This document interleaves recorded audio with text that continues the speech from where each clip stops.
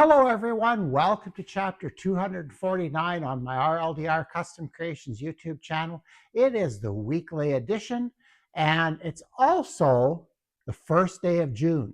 And in June, I start to think about the job I left behind. And I thought in today's video, I'd share a little tip that I used when I taught in the shop. So, if you want to see what that is, all you need to do is stay tuned.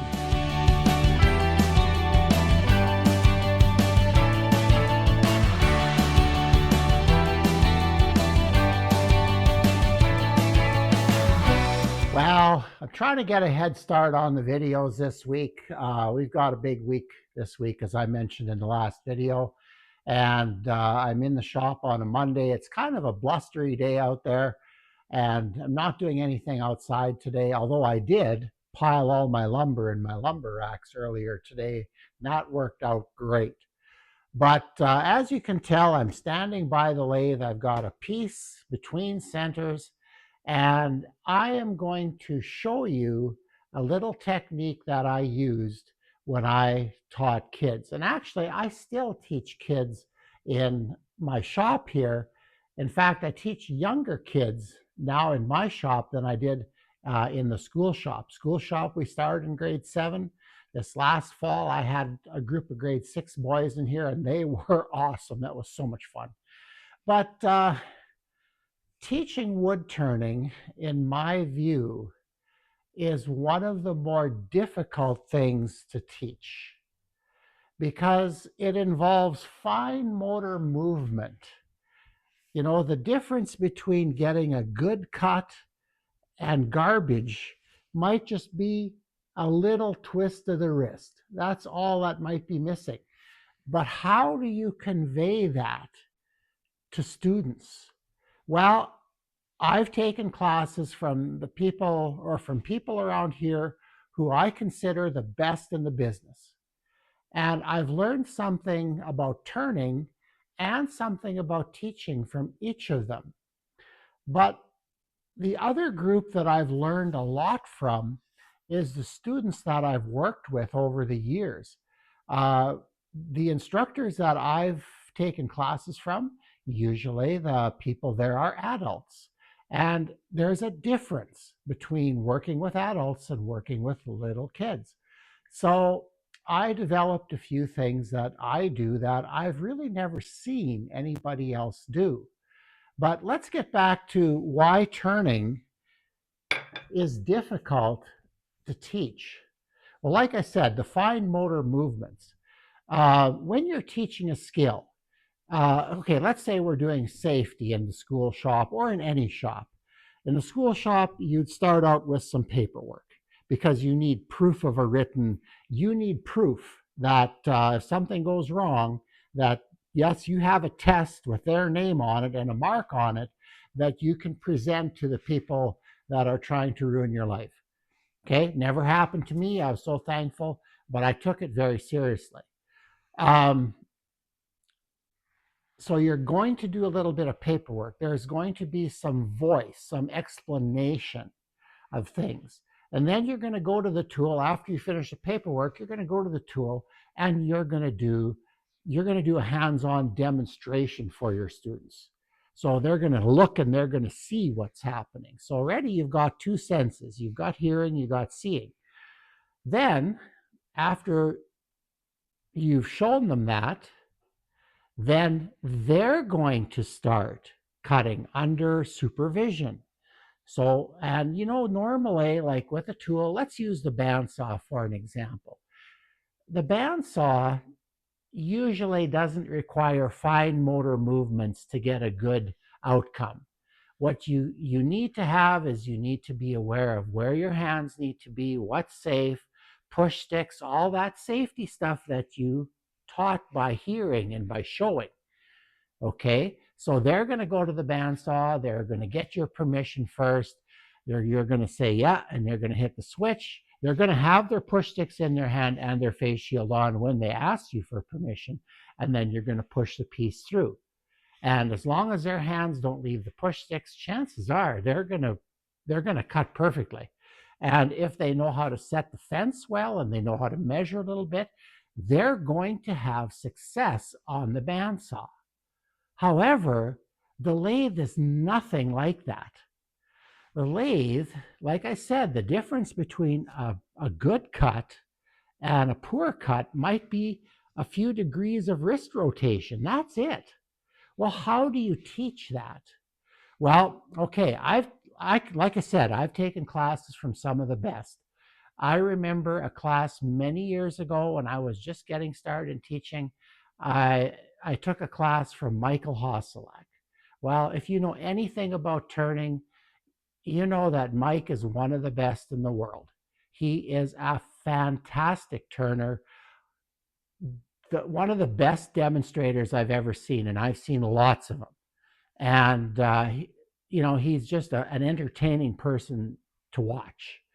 But what Mike would do at his class is when we were all turning, he would come around to everybody's lathe, grab their tools, and then start doing a bit of turning. Well, by using the tools that I was using, he got to see what kind of feedback I was getting.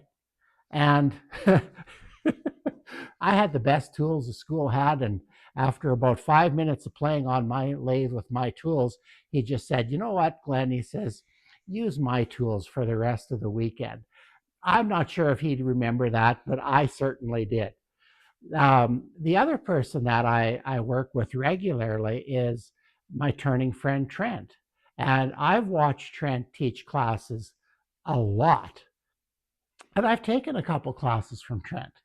And I don't know if there's, um, I think Trent is the best teacher that I've witnessed. He's really got it down. He's got great skills and he knows how to convey that. And I've really appreciated watching him. And I really believe that you can learn something from anybody. All you have to do is pay attention.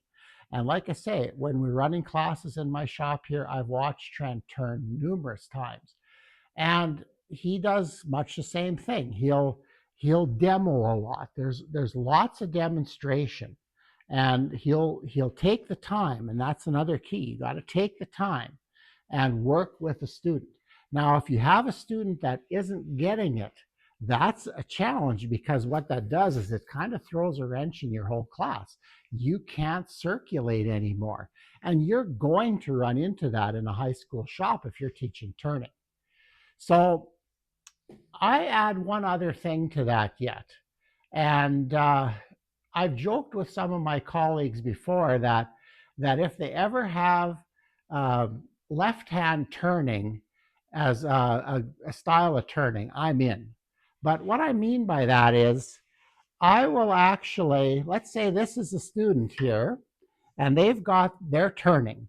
Well, what I would do, I would take and I'd put my hand between theirs, my left hand, and I would manipulate the tool. And what that does is it lets them feel what's happening. And that is critical when you're turning. When you're learning, you need to feel what that tool is like when it's cutting correctly, what angle it is, how your hands are interacting with that. And that's the one thing I did. Now at school, I was set up there exactly like I am here. The wall of the shop was here. Our lathes came out from the side at about a 45-degree angle. So it's not like I could reach in with my right hand. I had to do this left-handed. So I just learned how to do it. And it was just another piece of the puzzle to make turning fun for a student instead of frustrating. Now, there are some shops that, and not that I went around and looked at a lot of shops, but usually about this time of year, maybe in a couple of weeks, I would take all my sharpening into one of my sharpening places. And so I had some 12-inch carbide blades, some 10-inch, eventually in the old days, a set of jointer knives, set of thickness planer knives. and I'd take it all into a sharpening place. And I'd go in there, and there'd invariably be 20-liter pails of turning tools that needed to be sharpened. And my first thought was, wow, if you're just sharpening like once a semester, that's that's scary. But what it came from though is people that they had more than they could handle, which I'm not insulting teachers at all. This that happens. And they had a project, say like a gavel, where largely they were scraping it. Well, my goal was to get students through that scraping phase really, really quickly. So what I did is I tried to give them time at the lathe, and I tried to help them by getting the feel of that tool. So now that you know kind of where this is going, I'm going to demonstrate. But the bad thing about this is I don't have a student here to basically hold the tool while I manipulate it. So I'm going to do this all by hand. So we'll really see how good I am. Okay, I'll be back in a bit. Okay, I have to admit, I took a little bit of uh, time to practice, a wee little bit off camera, because, like I said, I'm used to having a student hold the tool like this, and my hand would be there. And I don't have that passive resistance on the tool now. So this will be a little bit different than what I do, but it'll still give you a good idea. And you could maybe even practice this way. I'm not sure if this would be deemed as safe or not, but you can decide that. You're grown up. But anyway, getting them to feel what's going on, that's, like I say, that's the big deal here. And the other thing I think that's really, really important is when you're working with students, it is so important that you learn how to do these skills well, because they need to see you as the expert. You are the one in control in the shop, and they need to recognize you as that. Now, that doesn't mean you can't learn from them, or if they come up with something that could work that you don't discuss it with them, that's all good. But you still have to know what you're doing. So, anyway, um, yeah, I think the roughing gouge is probably going to be the hardest. And it's the one that I don't usually have to help them with, because the roughing gouge is usually just very straightforward and it's more of a scraping cut. I don't get students to rub the bevel when it's like this because I don't think that's practical. So basically, it's kind of a scraping cut. So but let's try it anyway. Let's turn the lathe on here and let's see what kind of mayhem we can make. Okay, now the other thing is I'm standing a little more open than I would. Normally I'd be more like that. But so you can see and I can talk to the camera at the same time, this is what we're going to do. But always put the tool on the rest first. Now I would be probably more like this.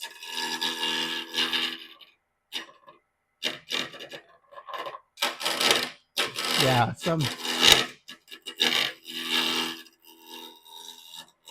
I'll get smooth yet.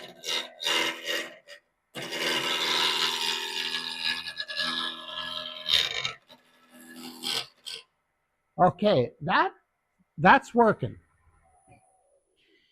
All right. But the the main advantage to this is when you're doing beads and coves. Now, I didn't do this quite as much with bowl turning because, again, like a short lathe, you pretty much still have to stand on this side of it. Now, on this lathe, I can slide everything to the end and I can work around the back, and that would probably work out pretty good. But beads and coves, using a spindle gouge is where I made this. This is where the bread and butter for this technique is. So I'm just going to turn that off for a second and get this round, and then I'm going to show you beads and coves. Okay, well, this is a 1/2 inch spindle gouge, and this is a tool that we had at the school. So I'm playing with it, and yes, it is much more difficult to do this without student hands on the tools. But kind of just to prove a point, I'm going to push ahead anyway. Now, I played a little bit, and yeah, it's not quite the way it should be, but I think it's worth learning to do. Okay, so again, I'm going to get a little further away so it's more realistic.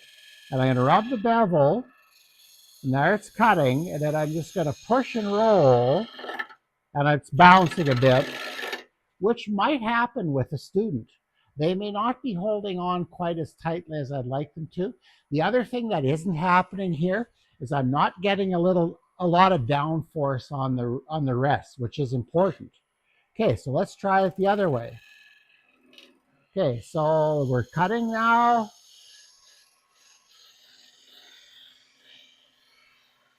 And there we go.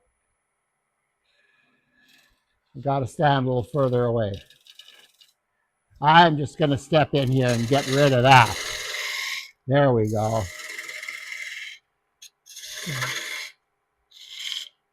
And often I'd come in and help refine. So that's what we're doing there. And you couldn't just place your hand where you wanted to either, because the student had their hands, and wherever they decided to grip, I usually didn't force kids to grip more like I usually have a hand on the steel. I had a lot of kids that would not do that. They were terrified of everything to begin with, and they felt that they were using a bandsaw analogy. The steel was the cutter, and you didn't put your hand on the cutter. So that's why I just kind of do it like this. But I'd help them refine and see those little shavings that are flying off, to get them to be able to do that, to feel what that was like, was a good thing. Okay, let's try a cove here. It's kind of just the same motion.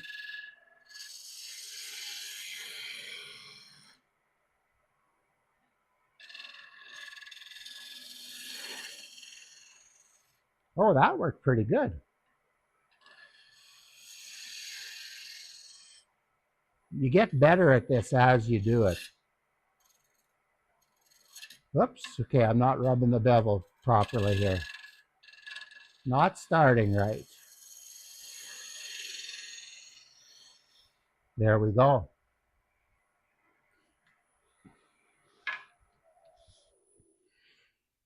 Well, I think I've proven my point that the turning, it's not bad.